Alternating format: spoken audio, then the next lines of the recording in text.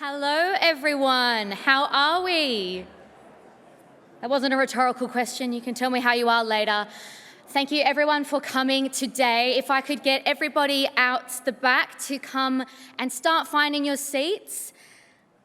Welcome to the Sydney Summit. To introduce myself, I'm Rosie Oldfield. I am the Manager for Projects here at the committee, and I am the Executive Officer to the CEO. I'm here today to give you a little bit of info on where the bathrooms are, emergency exits and things like that. But as a quick intro to myself, I've been here at the committee for almost 8 months now, but please do come and say hi to me at any point throughout the day. I don't bite, I'm very friendly, and I love to say hi to everybody here. So, admin.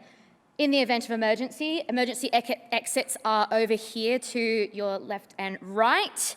There's first aid on site, and if you need anything, please come find us up the back and we'll be able to help you out. In terms of bathrooms are just behind us. However, when we break for morning tea, there's 400 people in this room, so don't all go at once. Feel free to get up at any point during the day. And of course, the most important thing, coffee. The coffee stand will close at 11:30 a.m, so keep that time on your clock so you don't miss out on any caffeination before we hit the afternoon session. Make sure to use the complimentary Wi-Fi today. Log on here, all the details. Find the ICC one on the Wi-Fi section. And then for today, we know that people are still making their way to their seats, but we would like to really involve the audience in a lot of our discussions today. So throughout today's session, this QR code will be popping up on the slides, and then we will get the audience to participate in our work. So if you scan the QR code here, open up the first session title. It's a room at the top of the page. It's a word cloud. And you can submit your responses for the big question of the day. What are the biggest intergenerational questions that are challenging Sydney today? What are the big themes, the mega trend? Give us one word and we'll give you a couple of minutes to answer that question and discuss with your table to have a bit of a think about the things that you want us to be talking about today. So I'm going to give you 3 minutes to do that. Oh, actually 5 minutes. I'll be generous. 5 minutes to do a bit of word clouding, introduce yourself to your friends, and then I will be back up on stage to welcome up Yvonne Weldon to do the Welcome for Country. So take 5, have a chat, and I'll be right back. Hello, everybody. I hope you all had a lot of fun doing that activity. They're always good. I hope you've had a chance to say hello to the people on your table, and I hope you are ready to kick off the day. It is my great pleasure to welcome Yvonne Weldon, local representation of the Metropolitan Local Land Council, to give the Welcome to Country. Everyone, welcome Yvonne.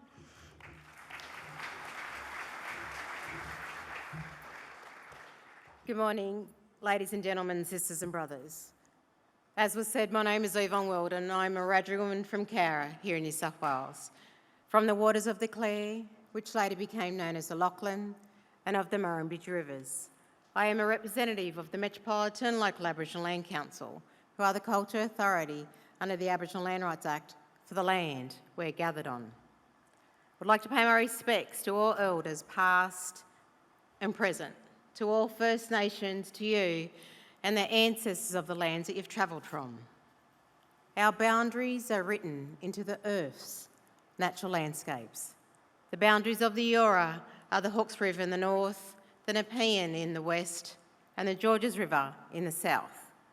On behalf of the Metropolitan Local Aboriginal Land Council, the elders, and the members, I welcome everyone to the lands of the Gadigal. I acknowledge Gadigal people whose spirits and ancestors will always remain with these lands, our Mother Earth. Across this beautiful continent, my people have existed for over 65,000 years, representing hundreds of nations, tribes and clans. It is proven that my people are the oldest continuously living culture of the world, And as we're joined here today, let us all reflect upon the many people of this ancient earth, the ones from the First Nations and also from the nations that have joined us, creating our fusion together into all that we do, to be shared and to be honoured with kindness. As you are here today to listen and to offer your own knowledge and your own experiences, think about the lives you can make positive changes for and with, not compounding the struggles and intergenerational poverty, but creating new generations to experience equality for the very first time. For one day, they can experience intergeneration equity. As I was always told growing up, there was always someone else worse off than you realise, worse off than you. Share what you have, make that difference, that positive difference we all can to so many around us. We need to and we must create a connection of my people, your people, and all our peoples together. We can, we will, and we must make an all-inclusive future. So let us all draw upon my people's spirits as we continue on our journey. May my people's spirits walk with you and guide you as we strive forward for us all. Again, on behalf of the Metropolitan Local Aboriginal Land Council, Ninyini, Nala, Wongan, Māori, Bajari, Gadi, Nurda, welcome to Gadigal. No matter what people believe or whether they think it's just being woke, this always was and always will be Aboriginal land. Have a wonderful day.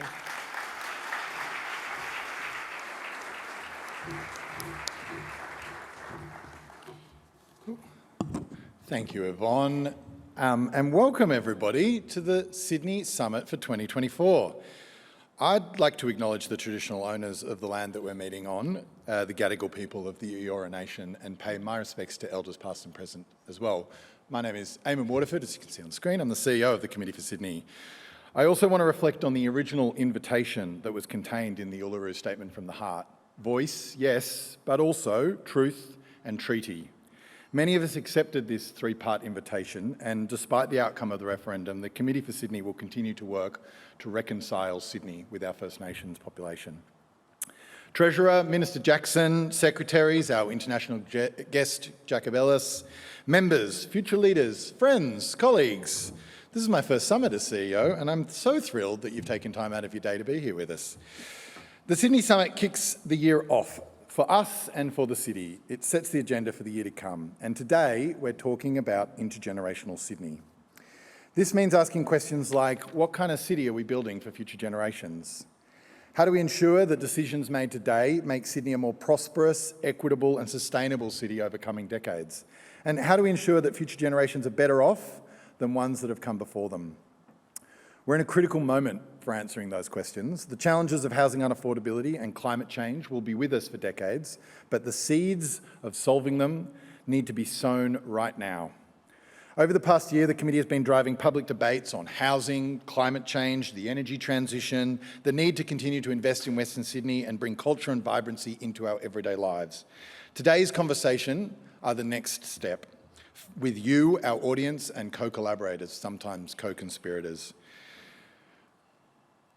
We can't hold events like this without the generosity of our summit partners, and I'd like to thank our media partner, the Sydney Morning Herald, our State of the City partner, Sign Advisory, our Life in Sydney partner, Ipsos, and our event sponsors, Mirvac, Jacobs, EG, the Sofitel Darling Harbour, and Maddocks.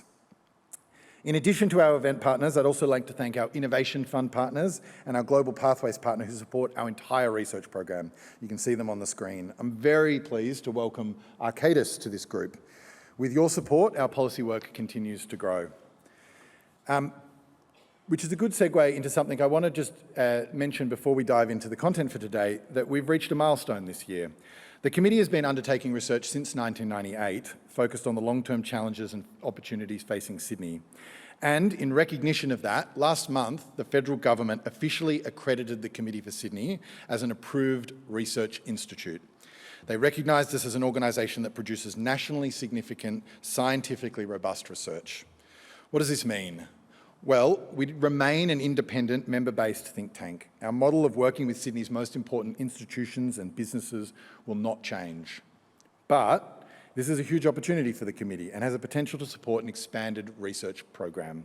It means the Committee for Sydney now has deductible gift recipient status, which enables us to explore additional funding for research from corporate and private foundations and other philanthropic sources. I really want to offer my appreciation to the committee team who've been working tirelessly to achieve this over recent months and years. It's a big deal.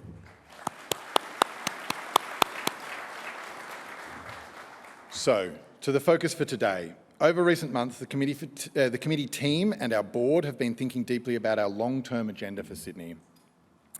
As an organisation, our mission is to make Sydney the best city in the world. We do this through focusing on 6 key areas. These areas aren't silos because Sydney's biggest problems sit across these areas, so the best solutions have to also. We've set 20-year goals for each of these areas, what Sydney will look like in a generation if the decisions we make today are the right ones. We've also identified 6 big moves that we believe will make the biggest impact over the next 3 years in the lead up to the next state election that will put Sydney on the right trajectory to achieve these goals. I'd like to give you a little bit more detail on each of these. Planning is the first one. I hope this isn't a shock to you, but Sydney is exquisitely unaffordable. It's the 6th most unaffordable city in the world, and in 2024, our economy will lose over $10 billion in lost productivity, lost talent, and lost innovation as a result of unaffordable housing.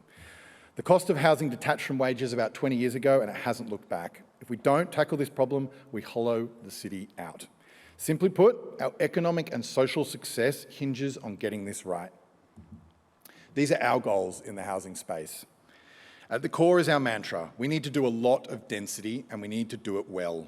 Sydney has a lot of good policy underway in this space, but there is a gap. So our big move is to have a New South Wales government policy framework for the delivery of social and affordable housing by 2027, linking good but disparate policies in this space across different levels of government. Mobility. Over the past 10 years, Sydney has built a lot of roads and rail.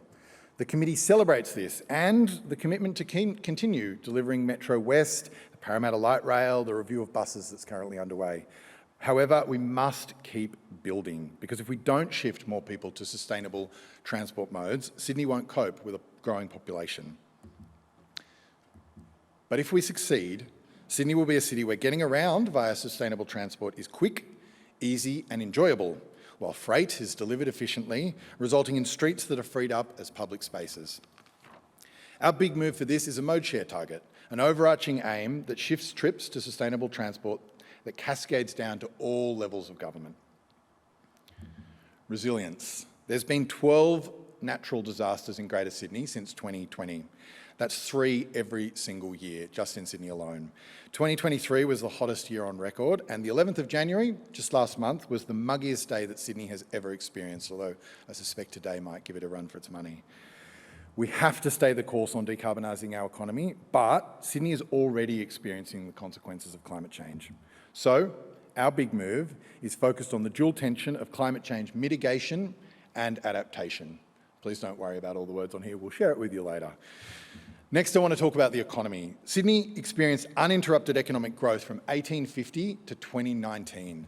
That is 169 years in a row. It's unprecedented globally. But then COVID hit and our economy shrank for the first time, which is a bit of a shame. Shame to break our winning streak, but it's a good opportunity to pause and reflect. And it's become clear to the committee that our current economic makeup will not deliver another 169 years of uninterrupted prosperity. We're starting to recognise that Australia's dig and ship economy has resulted in a lack of economic complexity, and Sydney, with its deep labour market and globally connected industries, stands ready to play a vital role in this national economic transformation. And I've already given you a bit of a look at these, but to deliver ongoing prosperity, we must build internationally competitive, future-focused industries in Sydney. Securing sectors like hydrogen or quantum computing or green finance or critical minerals is a global battle for supremacy. Our city's edge in this battle has always been our people, both the homegrown talent that we educate and the global talent that we attract. So our big move is a strategy to secure and retain globally talented people. Culture. In many ways, Sydney's current culture and vibrancy story is a pretty happy one. We've had a huge year in arts, sports and culture with World Pride, the runaway success of the Matildas, the opening of Sydney Modern and a 30% increase in kids' sports enrolments. Recent government focus in this space has delivered fantastic vibrancy reforms, investment in live music and a culture industry strategy that's world leading. But at the same time, the business model of culture is more precarious than it's ever been, and funding for the arts goes substantially to the east, while the bulk of creators and the population live in the west. To make Sydney a cultural icon globally, we need to make it a place where locals and visitors alike love to spend time and hopefully money. With a central role for First Nations culture and a thriving, safe and vibrant 24-hour economy. Our big move is a more equitable distribution of funding for our city's creatives. I want to end on our newest, well, I better show you these things first, hey? Sorry, that's our big move in the culture space. I want to end on our newest program area, equity and fairness. Whilst this is a topic that the Committee for Sydney has always fed through our work, the time is right for this to be raised as a program area in and of itself. Because Sydney is not a fair city, and it's becoming less fair every day. Of course, our housing crisis is central to this inequity, but it's more than that. In regards to every policy area I've just spoken about, if you live in Western Sydney, if you're a woman, if you're a young person, if you're a First Nations person, or if you're a migrant, you'll experience greater inequality in this city. There are countless moral reasons why we should make Sydney a fairer place, but it's also worth reinforcing that our economy and our prosperity is tied intrinsically to this.